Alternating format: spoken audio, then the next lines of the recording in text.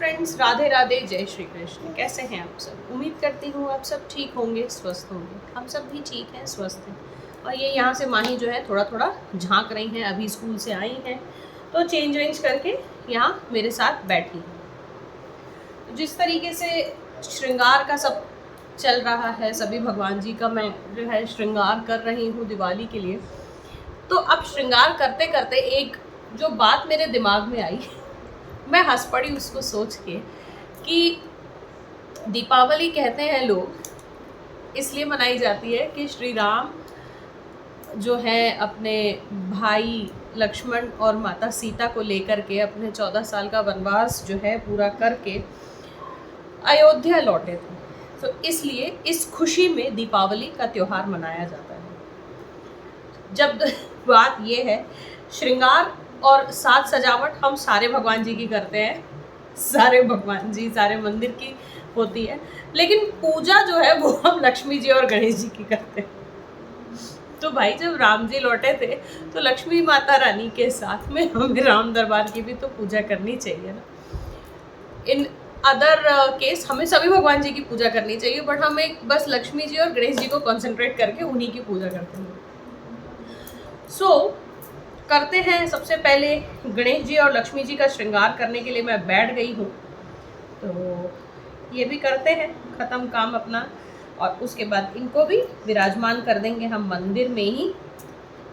तो आइए चलिए शुरू करते हैं। सबसे पहले गणेश जी का श्रृंगार, ये जो है मैं ड्रेस लेकर आई थी लक्ष्मी जी और गणेश जी के लिए, तो ये मैं उनको पहनाऊंगी।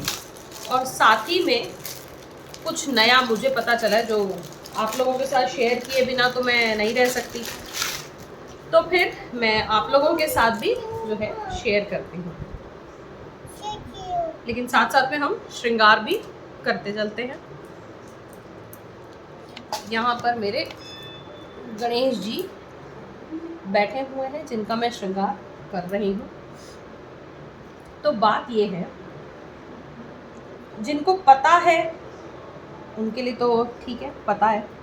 जिनको नहीं पता है उनके लिए ये चीज़ है कि क्या आपने कभी भी ये चीज़ सोची है या कभी ध्यान दिया है कि लक्ष्मी जी की पूजा जब भी होती है तो साथ में गणेश जी की पूजा क्यों की जाती है? अगर आपको उत्तर पता है तो बहुत अच्छी बात है, नहीं तो मैं बता देती हूँ जो मैंने सुना है अभी, जो मुझे पता चला है अभी। तो बात ये है कि एक बार लक्ष्मी जी बहुत अभिमान में आ गई थी कि मुझे तो सारा संसार जो है मुझे पाना चाहता है, मेरे बिना किसी की गति नहीं है बिल्कुल भी। तो इस तरह का जो है अभिमान माता लक्ष्मी पर हुआ था। तो हमारे विष्णु भगवान, हमारे नारायण जी ने लक्ष्मी जी को वो जो एक उनके अंदर इस तरह की भावना आ गई थी उस पे से कंट्रोल करने के लिए नारायण जी ने लक्ष्मी जी को कहा कि हाँ, ये बात तो सही है कि तुम्हारे बिना किसी की गति नहीं है, हर कोई तुम्हें पाना चाहता है, लेकिन एक स्त्री जो है तब तक अधूरी होती है जब तक संतान सुख नहीं मिलता उसे। तो उस वक्त जो है लक्ष्मी जी बहुत निराश हो गई थी कि मेरे पास धन दौलत ऐश्वर्य सब कुछ है जो मैं अपने भक्तों को दे सकती हूँ, जिसके लिए मुझे पूजा जाता है, माना जाता है, लेकिन मेरे पास संतान सुख तो नहीं। सो ये जो चीज़ हुई थी तो इससे माता लक्ष्मी ऑब्वियसली बहुत नाराज़ थी, बहुत उदास थी, जो पार्वती जी से देखा नहीं गया था बिल्कुल भी। पार्वती जी ने फिर माता लक्ष्मी जी से बात की, उनकी चिंता का, उनकी जो नाराज़गी है, उनका जो मनमुटाव है, उसका कारण जब पूछा, तब फिर पार्वती जी ने गणेश जी को पार्वती जी ने गणेश जी को लक्ष्मी जी के पास दान दे दिया, पुत्र दान। तो इस तरीके से गणेश जी जो हैं वो लक्ष्मी जी के भी पुत्र कहलाते हैं, और जब जब लक्ष्मी जी की पूजा होती है वहाँ तब तब गणेश जी की पूजा साथ में की जाती है। तो ये देखिए, कथा सुनते सुनते जो है मेरे गणेश जी हो गए पूरी तरह से तैयार। अब हम माता लक्ष्मी को भी फटाफट से तैयार कर लेते हैं। यहाँ पे बिठा देंगे गणेश जी को, यहाँ पे मैं लक्ष्मी जी को जो है कर रही हूँ तैयार। तो ये माता लक्ष्मी जी को जो है मैंने वस्त्र यहाँ पर पहना दिए हैं, मंगलसूत्र पहना देंगे।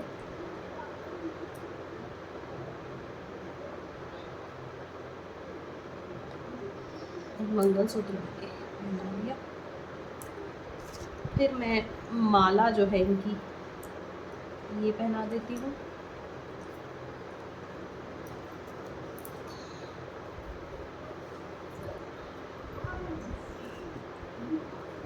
तो ये जो मेरे विग्रह हैं, सब लोग बहुत सारे कमेंट्स आते हैं कि दीदी विग्रह कहाँ से लिए, कहाँ से बनवाए, क्या किए। तो मैं आप लोगों को बता दूं, मंदिर के जितने भी मैक्सिमम विग्रह जो मेरे हैं वो मैंने वृंदावन से लिए हैं, क्योंकि आपने देखा होगा कि बहुत सारे विग्रह जो हैं मेरे इस्कॉन स्टाइल में बने हुए विग्रह हैं। तो वो इस्कॉन स्टाइल के जो भी विग्रह होते हैं वो वहीं मिलते हैं, वृंदावन में ही मिलते हैं। तो मैंने वो वहीं से बनवाए हैं, वहीं से लिए हैं, वहीं पे तैयार करवाए थे वो। तो अगर आप भी लेना चाहते हैं तो आपको वृंदावन में जाना पड़ेगा। रंगजी मंदिर है, रंगजी मंदिर के पास शर्मा जी की दुकान है। शर्मा जी की दुकान में आपको सारे विग्रह, सारी तरह के विग्रह जो हैं मिल जाएंगे। तो इस तरीके से मेरी माता लक्ष्मी भी तैयार हो गई। और इनके ये रहे कमल, ये इनके हाथों में पकड़ा दे रही हूँ।